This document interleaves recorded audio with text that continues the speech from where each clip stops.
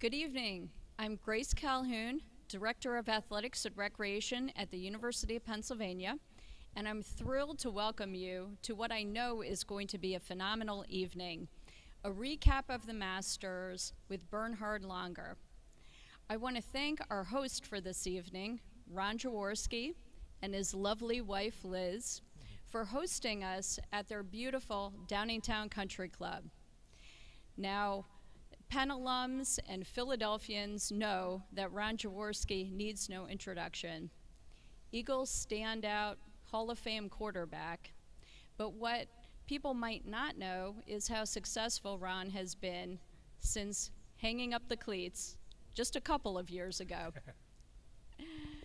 Ron and his family now run Ron Jaworski Golf, a family of golf courses of which Downingtown Country Club is a part. And Ron does so many other wonderful things around our great city of Philadelphia, including service with me on the Philadelphia Sports Congress. I also want to thank the many people with Ron Jaworski Golf who made tonight possible. Jamie Riley, Coffee Jones, BJ Jaworski, and the entire team of Downingtown Country Club. Thank you so much. And to Don Stasek, who's making us live right now. Thanks for getting this going, and we are thrilled to proceed with, again, what's going to be a great evening. I now want to introduce Penn head men's golf coach, Jason Calhoun. Thank you. Thank you, Dr. Calhoun.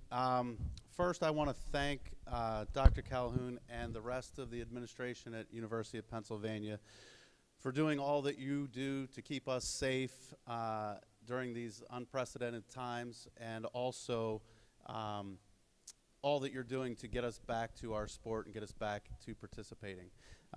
Really a tough task, and I know all too well how difficult it is and what you all are doing. So I want to thank you. Then I'd like to thank the Penn golf community for all that you do to see to it that our student athletes, especially our Penn golfers, have all that they need to have a successful experience and successful 4 years, some cases 5 at Penn.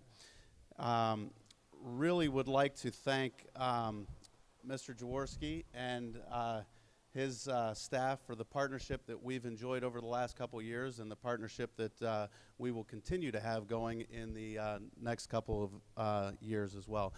They're barking at me to look at different cameras here. This is my first time doing this. So I also want to send out a special thank you to our golf board chairs at University of Pennsylvania, Mr. David Posnick and Mr. Mark Junowitz. The two of those folks have taken great care of this program and really care for the student athletes and the program itself, and they've been tremendous resources for me since I've taken the role as the head men's golf coach. So I really want to thank those folks and also the rest of the golf board. Now, without further ado, I want to introduce the stars of the evening. First of all, Mr. Ron Jaworski. Obviously, Dr. Calhoun said needs no introduction, but you know, for a Pittsburgh Steelers fan growing up, the limited times that they didn't make the Super Bowl, I was really pulling for you guys when you were there, and we hated the Raiders. So, so anyway, I really want to thank you for your partnership and all that you've done, and the way you handle the guys when we're at the different golf courses and things like that. It's just really awesome. And then Mr. Bernhard Langer, who's been tremendous since Jason, his son, has started with the team. He's done everything we've asked. He's done a clinic for the guys at Myrtle Beach. He's, you know, talked to them at some of the practices and things like that. He's just been a tremendous resource for us. One of our great parents. We have many, but really thank him for doing this evening. And also for anybody that knows their careers during their prime, they were both at the top of their game, and that's awesome. But now they have a second career. Jaws has this career right here where he's done a great job with NFL Films, ESPN, and now the golf courses. And Bernhard obviously has done a fantastic job on the senior tour and has, you know, really given us all a lot to cheer about. But the biggest thing was showing the young guys this past weekend what a great player he still is and how to play a great golf course. So without further ado, I'm going to turn it over to Jaws and let him take it from there. Well, thank you very much, Jason. Stay with us. You're going to hang. We're going to ask some questions of Bernhard in a few minutes. And I'm so excited to have Bernhard as part of this show. It is his show, by the way, so I should be thankful to be a part of his show. But I want to say something about Grace, Dr. Calhoun, first of all. She's very modest, but as many people may know, the Philadelphia community loves her for all the things she has done at Penn. We serve on the Philadelphia Sports Congress together and try to promote as much sporting events as we can to Philadelphia. But more importantly, she was just nominated by the Sports Business Journal as a game changer, a woman game changer. Only 4 to get nominated, so congratulations to Grace on that game changer nomination. It's spectacular, and keep up the great work. Now, I was a professional football player. That was my love, my first love. Well, my wife is here, so I better say that was my first love. And kids and all those other things. But I love golf. I love the game of golf. I've been involved with the business since 1979, so that's 41 years. I love the game of golf. I'd love to be able to compete. I'm too old to play football. I'm too old to do most things, but I can compete on the golf course. And the next guy that I'm going to introduce competes on the golf course at an incredible, incredible level. I was so excited Thursday watching the Masters because I knew that we were going to have Bernhard Langer on this event on this Thursday night about a week ago. And when I saw him shoot that 4-under par, I was like, yeah, man, are you kidding me? I'm with you, Bernhard. Let's go. Let's win this thing. I felt like the top cheerleader for Bernhard Langer. And, you know, for many, many years I've watched his career winning the 1985 Masters, the 1993 Masters, over 100 wins. Over 100 wins on the tour is remarkable. He's in the World Golf Hall of Fame. What more can you say when you're in the World Golf Hall of Fame? You've won over 100 tournaments and the Masters twice. It doesn't get much better than that. So I do want to welcome our star tonight, Bernhard Langer. Bernhard, thank you so much for joining us. Well, thank you so much for the wonderful introduction. I appreciate it, and it's my pleasure to be on here. And I just want to start off saying that I had tremendous extra pressure this year to perform well and make the cut, knowing we're going to have this show. So I'm just glad I survived all that. So when you think of your career, I mean, I think of the Masters wins, the 100 wins, but I'm doing my research, Bernhard, and I'm reading all these articles. And there was one article that really caught my attention. When you were a tad younger, you hit a ball up in a tree. You climbed the tree to hit the shot out of the tree. How did you make out on that hole? Did you make par, make birdie, or bogey? Well, just like you, I have a very competitive nature. So when I saw my second shot on this par 4 end up in this oak tree, about 20 feet above the ground, I looked at my options, right? So you can go back, hit another one, declare it unplayable, go back, or drop it underneath the tree with 1 shot penalty, or climb up and hit it. And so as I looked at my options, I figured, well, is there any chance I can get up there and actually move the ball from the tree onto the green that was only about 15 feet away? So I managed to get up there. I somehow took a stance, and when people ask me, what club did you use? I always say a tree iron. So I managed to actually get on the green about 30 feet away, but I was literally shaking a little bit from pulling myself up that tree and then letting myself down again, that I didn't have much feel with the putter, and I 2-putted for bogey, but it still probably saved me a stroke. So it was a good decision. Plus the following week I came to Akron, Ohio to play in the World Series, my first tournament, I think, in the U.S. ever. And I heard people in the crowd saying, well, there's the guy who climbed up the tree. So they didn't know my name, but they knew I could climb trees. Well, that started your reputation as a very competitive player, and you certainly fulfill that image that people had of you. And I know your son Jason is on the Penn golf team, and you know I have a son who played at the University of Delaware golf team, and he now literally runs my business day to day. Someone's got to do all the heavy lifting, but I think and cherish those moments we had to play together. And I know you and Jason play in the PNC father-son Actually, I believe you won it last year. How exciting is that to be with your son playing in a competitive tournament and winning it?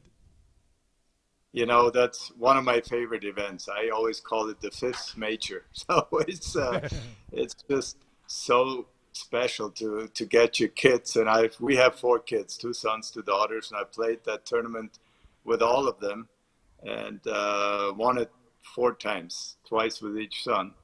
But it's so unique, you know, that you would be able to bring your son. It's like you bringing your son onto the football field and playing a real competition, you know, and be on live TV and have spectators and all that kind of stuff.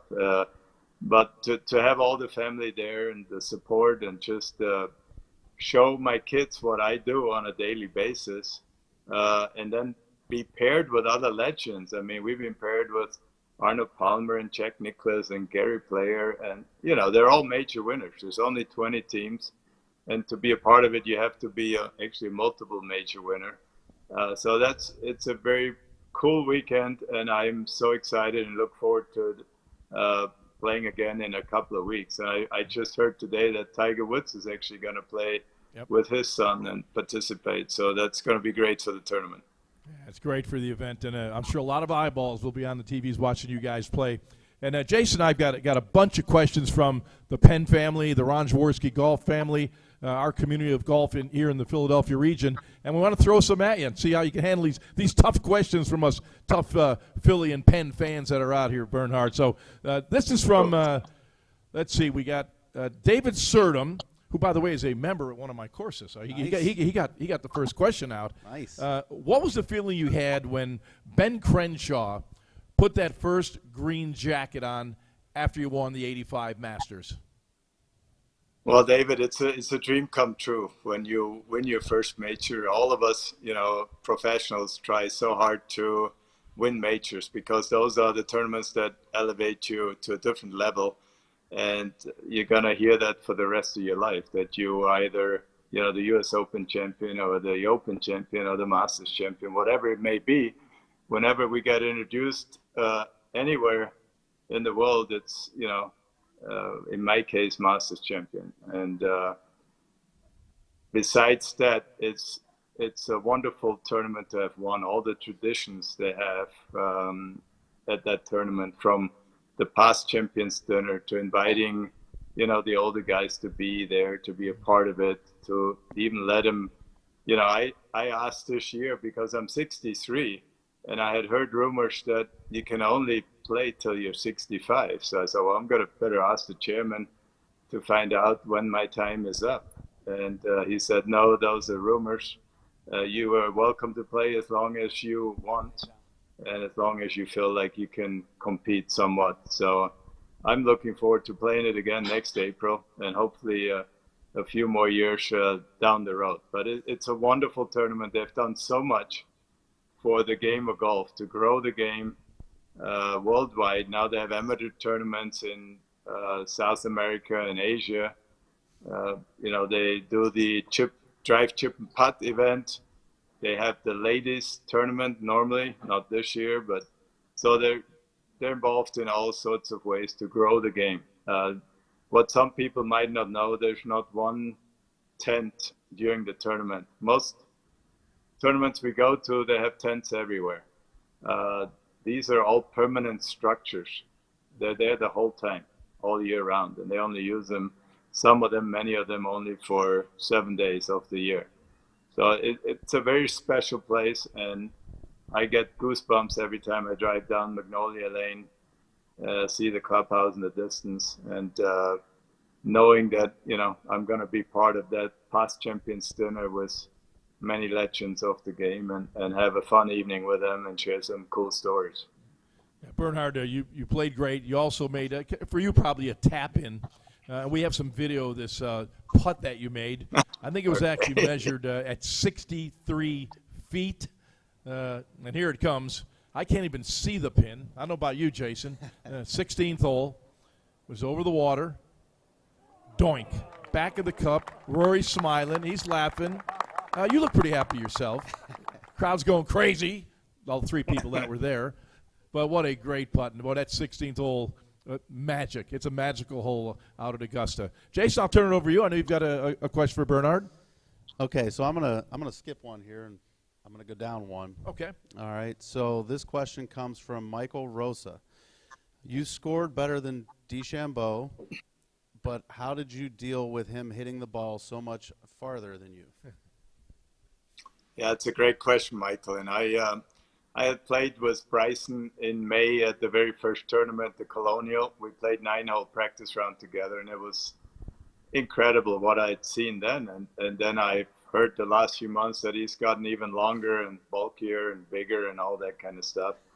And at the before the tournament, Nick Faldo was up at the Champions Dinner, and he's doing television, and he sat down at my table where I had breakfast, and he said, "You won't believe what I just saw." I said, "What's that?" Well, I was on the range, filming DeChambeau, talking to him, and he had his launch monitor out and stuff, and he's trying out the 48-inch driver, and so he whacked his first ball, 197 miles an hour ball speed. Carry was like 339 or whatever, 340, and then he goes to me and says, "Hold on, I'm going to show you 200." So he hit one more, hit a bit on the heel, and said, "No, I got to have another one." So the third ball was exactly 200 mile an hour ball speed, carried 358 in cool conditions. I'm going, holy moly, this is unbelievable. He's gonna get close to driving the first green. And the third green, when I played with him, he actually drove the third green, hit it on there, but he three-putted, so that was tough luck for him. But I ended up spectating a little bit at first. I said, I gotta see this in life. So I don't always watch my playing partners hit every shot, but I watched him quite a bit in the first few holes we played, and it's incredible the club head speed that he produces, and then as straight as he hits it. And funny enough, I played with Rory McIlroy on Saturday, and he's one of the longest out there as well. Very kind of similar, maybe not quite as long as Bryson, but pretty long. And same thing, they hit it so hard, so high. I think Bryson was using a 40-degree driver and launching it about 15 or 16. It just takes off really high and then never comes down. But the surprising thing to me was how straight they would hit it. I always thought, well, the further you hit it, the more chance you have to go offline, which would make sense. But they hit it incredibly straight, and it makes the game a whole lot easier. So as we know, ever since Tiger's come along, well, Jack Nicklaus wasn't short either. But length plays a big part in the game nowadays. Bernhard, we have a question from Tony Leodore, and Tony is one of the best golf enthusiasts you'll ever see in the Philadelphia area. He promotes golf as well as anyone. He just loves the game like we all do. And his question for you is, after seeing Dustin Johnson win the Masters, where is his status now among the pros? Well, he came in as number one in the world, and he proved that by winning, one of the biggest tournaments in the world, and just put his stamp on this number one position he's holding the latest last few months and weeks. And I heard something on TV, and I'm not sure it's true, but some announcer said that the last 7 tournaments he played, he had 3 wins, 3 seconds, and a 6. And now, if you look at the competition he's facing week after week on the PGA Tour, that is incredible playing. Even Tiger Woods didn't always do that. So to me, he's clearly at a different level when he gets going. He just doesn't always get the media coverage some of the other guys got. For some reason, he's maybe not as outgoing. Not as exciting to watch as maybe Tiger Woods or Arnold Palmer or somebody like that, but he certainly has the game to win any tournament anywhere in the world. Bernhard, you talked about the length of these players now off the tee, and you're playing with DeChambeau, McIlroy, and you see Dustin Johnson. What are they hitting into the green as opposed to what you're hitting into the green? Well, I can give you a few examples. I've hit a lot of hybrids and 3-woods into par fours, probably an average from 6 to 8 out of the 14 holes that were par fours and or par fives. And when I hit a 2 hybrid, they're hitting 9-iron or pitching wedge. I saw some stats. I read it somewhere. I think it might have been Golf Post. Bryson outdrove me by over 700 yards. On the 14 holes that you measure the drive. So he outdrove me by 700 yards. Then when I hit a 6-iron, he hits a 9-iron. So you can see the disadvantage I have. Wow. Well, you showed him it's not about driving. It's about putting it in the hole, and you did that. Jason? Okay, so we're going to take a question here from Jeff Goldenberg. Jeff Goldenberg is a parent of Josh Goldenberg, who just graduated last year and is actually trying to play on the tour right now. Had limited status on the Latin American tour, which was canceled. So he's been doing some what do they call it now? The what's the new name of the nationwide web.com Corn Ferry Tour? Corn Ferry. That's it. So his question is: congratulations on a great tournament. What course changes could you envision to toughen the course up? And what are your thoughts on making changes to the game to limit the advantage of the longer golfers? Well, those are great questions, Jeff, and there's not an easy answer. Well, the first part of the question, it's a little easier. The second one is very hard to answer. Augusta has many options. This year, the golf course was very wet and very soft, and they had to keep it that way with the overseed. I think that's why they play in April, not in November. So I think in April, we will see a different golf course. The course gets quite a bit harder, I think, when the greens are very hard and firm. If you miss a green, it's very tough to get it up and down. But they have other options. They could still lengthen the course if they want to. They could also bring the rough in and grow the rough. This year, the rough was higher. They don't call it rough, by the way. It's the second cut, as you know. But it was higher than ever. And they could make that golf course a lot tougher, even put grow the rough up and have firm greens. And the scores would not be as low as they were this year. This year was ideal for the bombers because they, even though it was wet, they still hit it miles down there. The ball would hold the fairway, and then they wedge in or a 9-iron or 7-iron, whatever it may be, and they could hit straight at the flags and the ball would stop. So the second part of the question about the equipment, that's a very difficult one for me to answer. That's why we have the USGA and the R&A. I think they missed the ball a little bit on that one. They're a bit behind. And, you know, we all enjoy hitting it far, whether you hit it 250 or 300, or these bombers hit it 350 now. That's part of the excitement of the game. I mean, when you play golf, not many say, oh, I had a good chip or I had a nice putt. It's usually, oh, I hit a 280-yard drive or 320 or whatever it may be, whatever level you're at. That's for you, and you know, it's also for the pros. So you would take some of that excitement away if you limit the golf ball the distance it goes. But there's a lot of negatives. We need to have longer golf courses. So if somebody builds a golf course nowadays, you have to design a 7,500 to 8,000 yard golf course. I've designed about 18 courses around the world.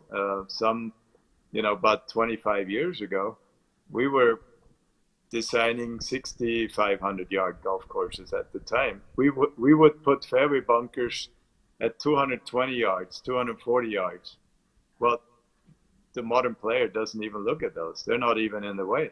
You know, they can hit a 3-iron over those or whatever, a 3-wood easily. So you need more land, you need more irrigation, more water. It takes more workers to take care of the land. So the whole game becomes more expensive because we're hitting it further. And that's just one negative. And there's several others. I don't have a good answer on how to fix that problem. I'm very interested to see what the R&A and the USGA do in the future. I think they're coming out of a 2-year questionnaire around or study around the world of golf to see how it has developed and what they might be able to do to stop some of this ridiculous lengths that some of these guys are hitting it.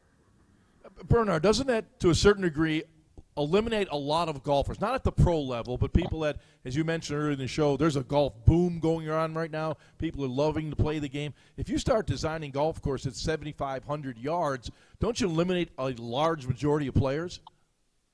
No, you don't, because we usually design them with 6 or 7 different tee boxes. Mm-hmm.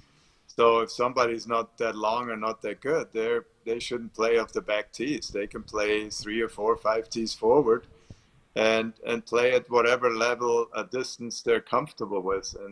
And they should. Just somebody, many of them get their egos in the way and they go all the way back and then they get beat up. Oh, that doesn't happen, does it? It happens at this table. Bernhard, we got a question from Tung Nguyen. The tournament was played this year in November as opposed to when it's normally played in April. The greens were a little bit different. It was kind of obvious on TV. What did you notice the difference in the greens from the spring to the fall? Yeah, I've never seen the greens that slow in the build-up of the tournament. Like I played Monday, Tuesday, Wednesday, I played some practice rounds, played a few holes, and putted on the putting green. I'd never seen them that slow. I'm guessing because they don't tell us what they run on the stimp meter. I'm guessing they were about a 10. And I've never seen them at a 10. They usually, I would guess 12 to 15. Wow. And more likely 13 and a half to 15. And so they got faster as they dried out. They had some bad luck with the weather too. It got a lot of rain in the days prior to the tournament. So as the tournament went on by Saturday and Sunday, they got faster and the ball rolled out. And that's one of the defense of the course. Usually they're quite firm and very fast and undulated. So, you see numerous 3 putts, sometimes 4 putts.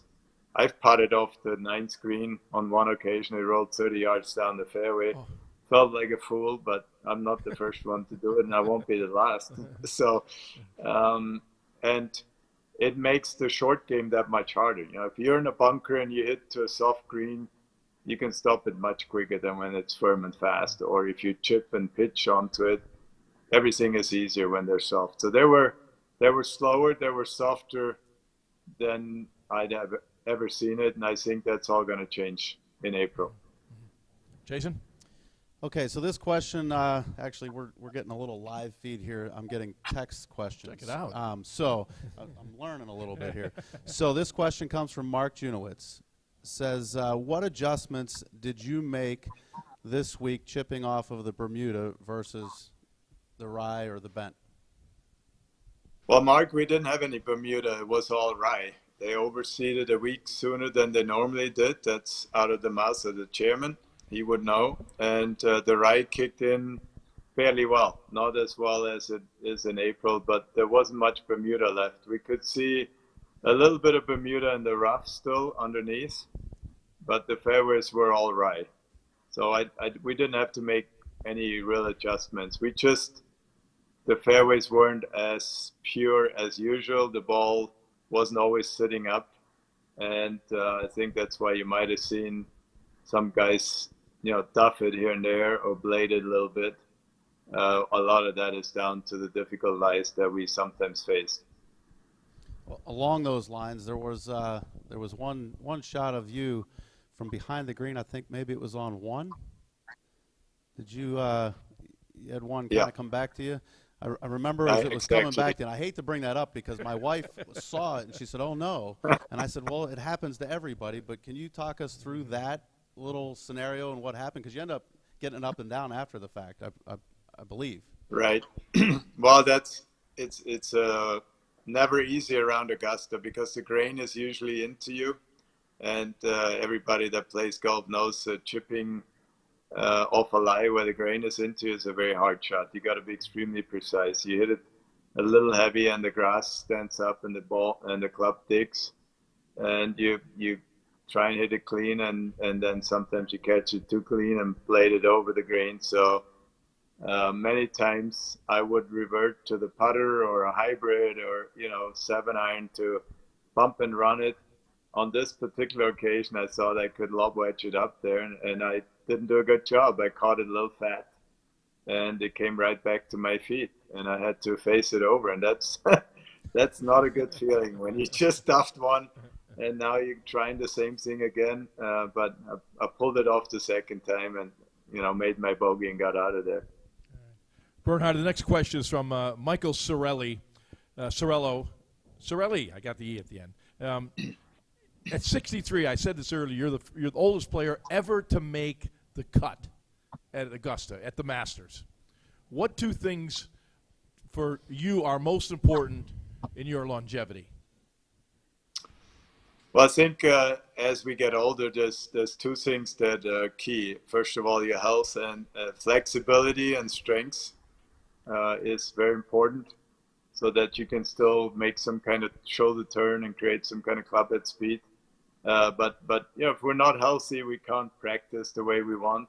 We can't swing the way we want. If your shoulder hurts and you have an impingement on your shoulder or your hip or your lower back, the body finds a way to avoid pain, and you're not going to swing the way you want to swing. So I would say if it's two things, health, which includes flexibility and strength, and then also technique, proper technique, good fundamentals, so you get the most out of your game by hitting the ball in the middle of the club face as often as possible. Gary Player has made it famous, his conditioning workout program, his 1,000 sit-ups he does a day. Is there something special that you do on a regular basis to help your conditioning? No, I'm not doing that many sit-ups. I'm afraid. And I'm on a seafood diet, which is really not good for me, because whenever I see food, I eat it. There you go. Well, it's work. So the only thing I could say that in that regard is I do stretch every morning and every evening, and I think that has helped me. We have tremendous fitness trailers that follow us on tour every week. We have two big ones that fold out hydraulically, where we have two physios and a chiropractor available, and then on the other truck is more of a workout truck where you can work out. And I think that has really helped me to maintain my fitness and make it easier. So I show up an hour sooner and spend about an hour in there before my warm-up, just to loosen up physically and get a good stretch and do a few exercises. So when I go out on the range, I'm already kind of loose and warmed up. Jason? Okay, so this next question, and it's for anybody that knows Brad Fadum. He's a very detail-oriented person, was our former director of basketball operations, and now is serving in the athletic administration. He's our admissions liaison and really does so much for the department, but he's very detail-oriented. So his question is, what is your typical routine between rounds of a tournament? Do you have a set schedule from the time your round ends on one day to when your round starts on the next day? And then I'll follow up with a little coaching question after that. Okay, no, I don't, Brad. And some of that depends on my tee time. Like if I have a 7 a.m. tee time, I usually show up 3 hours before that. 1 hour in the physio truck, breakfast, and then about an hour and 15 of putting and hitting balls. So that's beforehand. So let's say I have a 7 o'clock tee time. Like we had 2 of those at the Masters to catch up. It wasn't much fun getting these, 4 o'clock wake up calls on my alarm. But so I would play, then say I'm finished my round around noon. I would have some lunch, and then go out and hit some balls and practice, putt a little bit. Whatever wasn't quite the way I wanted to, I would try and improve that if I have daylight. But let's say I have a 2 p.m. tee time, and my round finishes at 6:30 and it gets dark at 7. It doesn't give me any time to really practice. So it really varies from day to day and according to the tee time. So the coaching question follow-up here is, obviously you just went through your in-round or in-tournament. Knowing Augusta the way you know it and the numerous times that you've played it, there's still some prep work that goes on in how you're going to play the tournament and what you're going to do. Describe for us what a practice round is each year and what you're trying to learn from the golf course when you get there. Right. I mean, Augusta for me is a little different than most tournaments because it's probably the one course I've played more than any other golf course in my career, because it's always the same venue. Most other tournaments move around, venues, or sooner or later the sponsor goes to a different spot and all that. So I know that course extremely well, but I still go out there and have at least one or two looks at every hole, at every green, and make mental notes. I already made notes in my yardage book, for instance, better short and better left, or better right and better long, or whatever it may be on a particular green. And so I make those notes, mental notes, and I say, well, if the pin is over here, you definitely don't want to miss it. You need to miss it on this side to have a chance of getting it up and down. So those are the kind of things I pay attention to, and I hit a lot of putts and some chip shots to various hole locations where the holes may be during the tournament. The other preparation would be, there's a couple of holes where I need to draw the ball off the tee or hook it, like number 10, 13, 14. Those would be probably the draw tee shot. So I make sure I'm comfortable with drawing or hooking it because I need it 3 or 4 times. One other change I made this year, because my drives aren't long enough to get to the flat areas of the fairways, I often have a downhill, side hill, or uphill, or whatever lie. So I put a 4 hybrid in, first time in my life. I've always used a 4-iron. So I put a 4 hybrid in with the thought of getting it up in the air quicker and coming down a little softer, and that worked out pretty well for me. So you just gotta put clubs in that are needed for whatever golf course that you're playing. And every golf company out there that manufactures a 4 hybrid thanks you for that, because they're all going out right now and buying that. So we just put a graphic up a few moments ago. Can we get that up again, Doug? This is a comparison of you and Bryson on the final day. Can you go down each of those categories? Can you see it? Can he see it, Doug? Yeah. Can you go down through those hard. categories and analyze that for us? It's hard for me to see. Can you read it, the numbers, and then I'll talk about it? So we've got obviously the age, 27 for Bryson, 63 for you. And then the next category is the next category is the driving distance. Average driving distance was 315 for Bryson and 250 for you.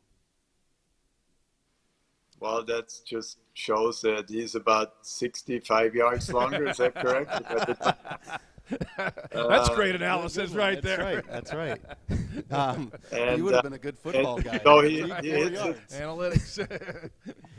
like I said, he hits it 65 yards further, and then he hits 3 irons less if we're on a par 3. So his 65 yards is about 6 clubs, and then he hits it 3 further. So he's hitting 9 clubs less than me on average.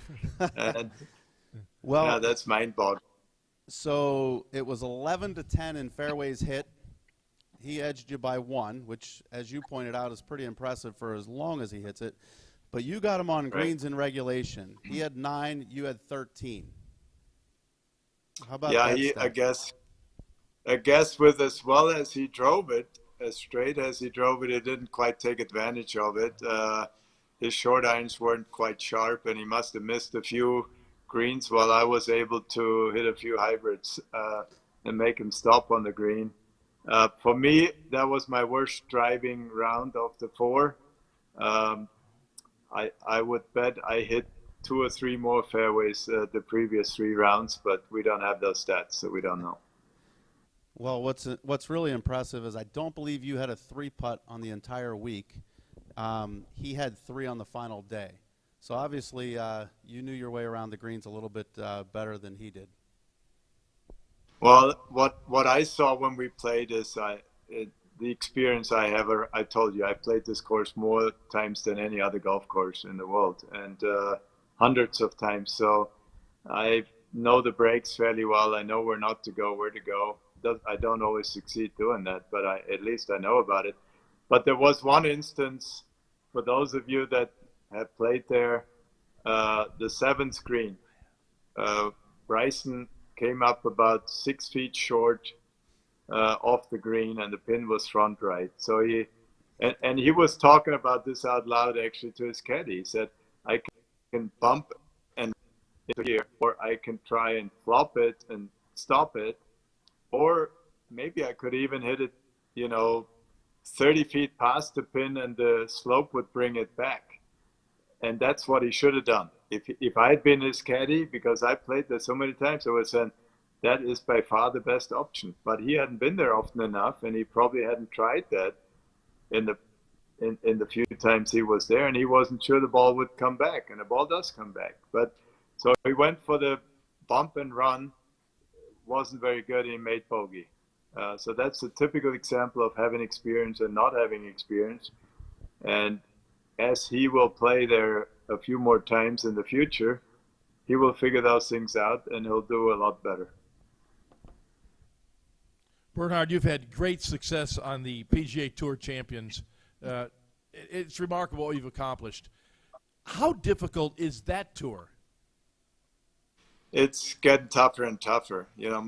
I had no idea what I would be facing. I mean, when I was in my 40s, I would hear Gary Player, and a couple other senior players say, well, we're as good as anybody, and you guys have no idea how good we play. And we kind of grinned a little bit and said, yeah. You keep talking, that kind of thing. That was kind of the attitude. And I got out there hoping to be one of the top 5 or top 10 players on a daily basis. And it turned out a little better than that, thank goodness. So I had an amazing career out there and enjoyed the camaraderie, enjoyed the golf courses. I had to make slight adjustments too, because they play so aggressive off the tee and in general. I don't know if it has to do with the 3 rounds that we play for most tournaments, but we also have 4-round tournaments. But the guys really don't seem to hold back much. It's not like, well, let me hit a 3-wood here to keep it in play, or a hybrid and then just hit a couple more irons into the green. They pretty much go for everything.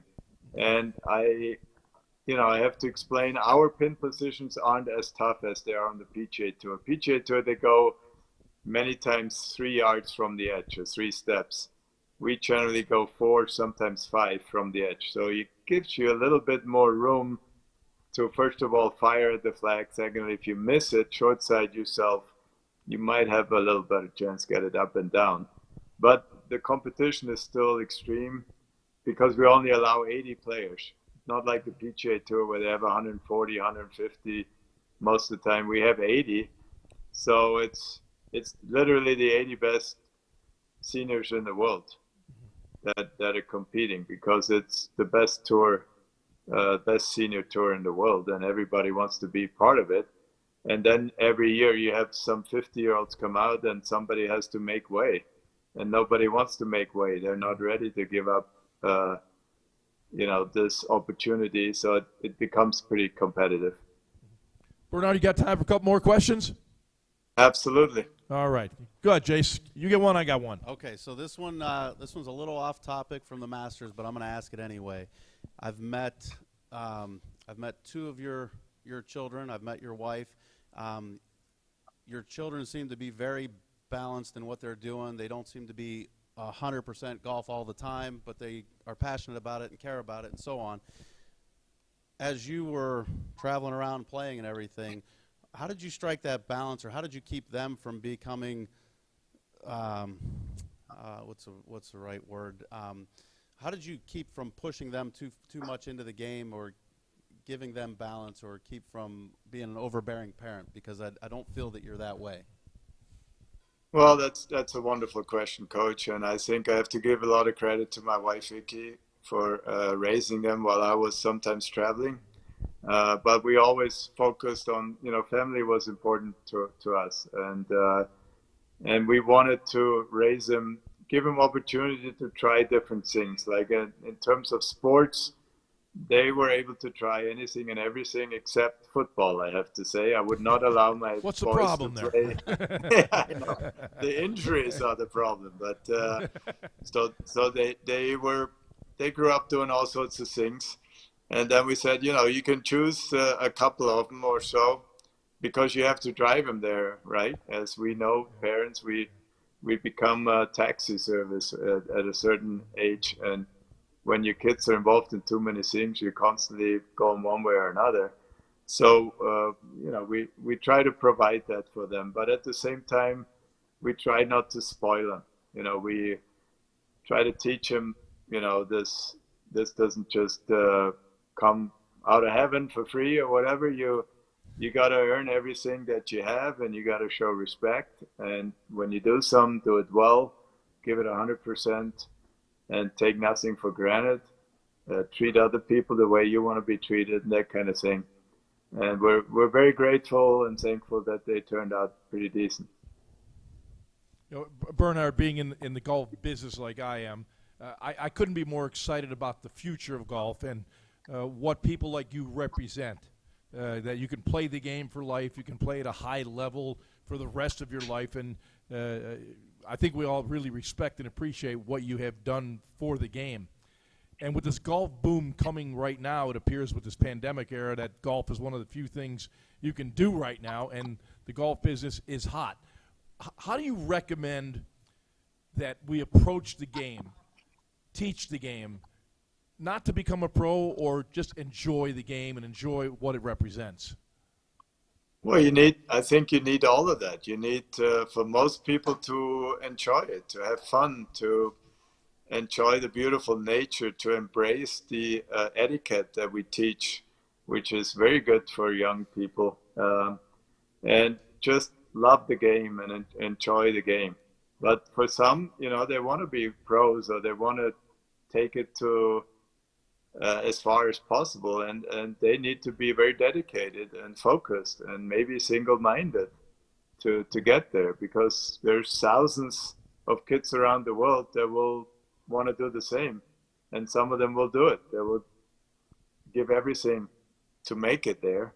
So if you want to go that way, you better be focused and single-minded and find every little bit of percentage that you can improve to get there, because the competition will be there waiting for you.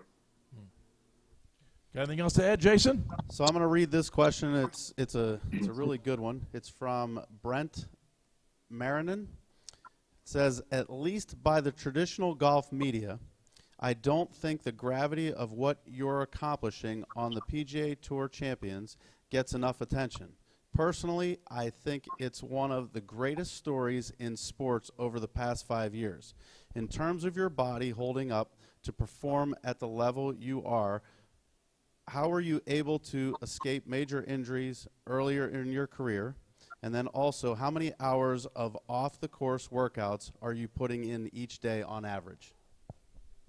Well, first of all, thank you, Ron, for those kind words, and the question is obviously very good. I do work out. I don't have a specific regimen as such. The only thing I do is stretch in the morning and stretch in the evening, and then I sometimes do light workouts, sometimes a little heavier.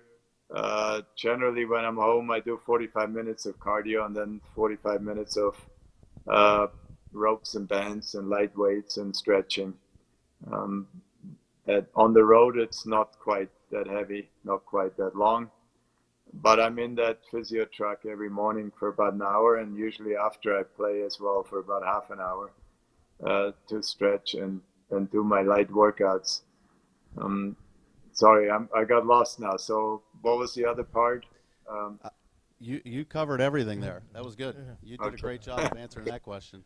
Hey, Bernhard, I'll wrap it up and turn it over to Jason, but I can't thank you enough on behalf of us old football players that love to play the game of golf, and we can compete and have our fun that way. So thanks for setting a great example for us guys.